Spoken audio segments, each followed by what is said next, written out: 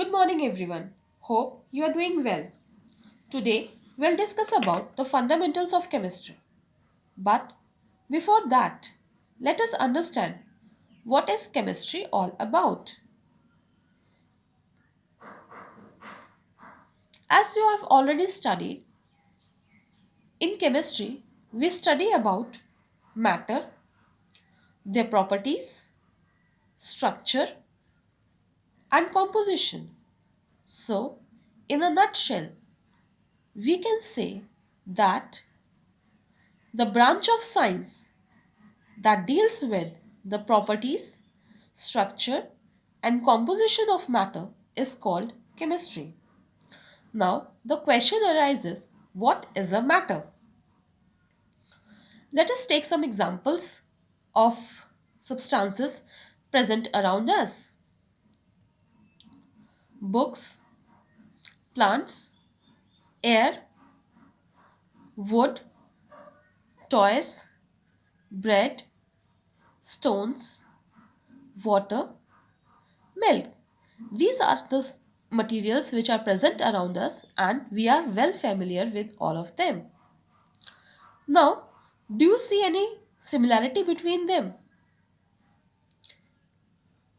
Yes, all of them have some mass and are occupying some space. Can we say air is a matter? Does it occupy space? And does it have mass? Yes, we have seen that the balloon expands when air is blown into it. Its weight also increases. So, we can define matter as anything that has mass and which occupies a space is called matter. Now, have a look at these materials once again. Are all these materials same? No. Let us understand what are the different types of material. So, we can classify the matter on the basis of physical state into three categories: solid state, liquid state, and gaseous state. Similarly, on the basis of composition, it can be broadly divided into two categories: impure matter and pure matter. Impure matter is also known as mixture. So, there are two types of mixtures: homogeneous mixtures and heterogeneous mixtures. Similarly, pure matter can also be divided into two categories: elements and compounds.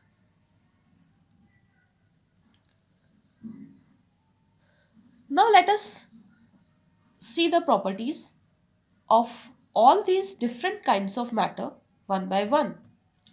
First of all, the physical states of matter: solid state, liquid state, and gaseous state. So, starting with the solid state, a matter which is present in solid state has fixed mass, fixed volume, fixed shape. They have open surfaces. They are hard. They can't be compressed easily. The density are very high. They have intermolecular forces which are very strong, and the constituent particles have fixed positions. Now let us compare these properties to those of liquid state. A material which is present in liquid state is also having fixed mass and fixed volume, but its shape is not fixed. It takes the shape of the vessel. Like solids, liquids also have open surfaces. They are soft as compared to solids. They can be compressed easily. They have low densities. They have weak intermolecular forces of attraction, and the constituent particles are free to move. Now let us talk about gaseous state. They have fixed mass, but volume is not fixed. We know that gases take up the whole volume of the container. They take the shape of the vessel. They have no open surfaces, and as compared to solid and liquid, we can say that they are soft. They are highly compressible. They have very low densities, and they have very weak or almost negligible force of attraction between their particles. The constituent particles are free to move. Now, after this, let us look at the matter which is divided into two categories, pure and impure, on the basis of composition of matter. First, pure matter. As the name suggests, any material or any matter which is free from impurities is known as pure matter. Its two categories are elements and compounds. Let us have a look at the properties of these two categories. Elements. These are made up of all identical or similar atoms. Compounds. These are made up of two or more different kind of atoms which are combined in a fixed ratio. Elements.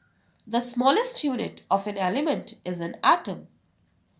The smallest unit of a compound is a molecule. Some examples of elements are oxygen, iron, sodium, hydrogen, magnesium, etc. Some examples of compounds are sodium chloride, potassium nitrite, carbon dioxide, water, etc.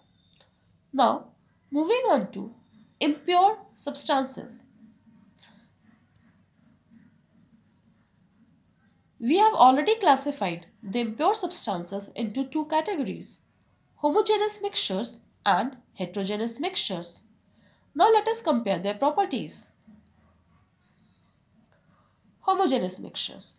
They have uniform composition throughout the bulk. For example, sugar solution. Heterogeneous mixtures.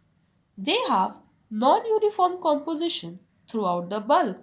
For example, sand in water and milk. The homogeneous mixtures are also known as true solutions, while the heterogeneous mixtures can be divided into two categories, suspension and colloids. Now, let us understand the properties of true solutions, suspension, and colloids.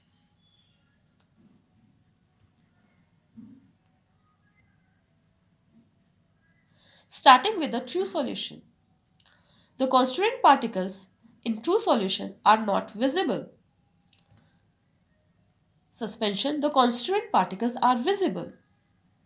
In colloid also, the constituent particles are not visible. As we have taken the example of sugar solution, we see that after the sugar is dissolved in water, we are not able to see the boundaries of sugar and water separately. But suspension, we have taken the example of sand in water. Even after dissolving sand in water, we are able to clearly see the boundaries of sand and water separately. Collide. Let us take the example of milk. In milk, if you add water, then you will not be able to see the boundaries of milk and water separately. Now the next property of true solution. The size of the solute particle is less than 1 nanometer. In suspension, the size is generally more than 1000 nanometer, and this is the reason why we are able to see the boundaries between the liquid state and the solute particle with our naked eyes. The size of solute particle in colloid ranges between 1 nanometer to 1000 nanometer.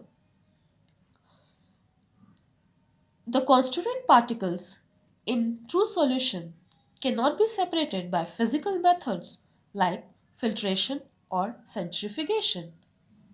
For example, if we have dissolved salt in water, then we will not be able to separate these two constituents by just filtering the solution or by centrifuging. Suspension. The constituent particles can be separated very easily by physical methods like filtration and under the effect of gravity. We have seen that when a sand solution is kept for some time, the sand particles settle down. This is the effect of gravity. Collide. The constituents cannot be separated by physical methods like boiling and filtration, but can be separated by centrifugation. All of us have seen that when milk is centrifuged, then it gets separated into water and cream. True solutions are stable. Suspensions are not stable. Colloids, they are also stable for some time. This was the classification for different kind of matter. And that's all for today. Tomorrow we'll discuss about the atoms and molecules in detail. Thank you.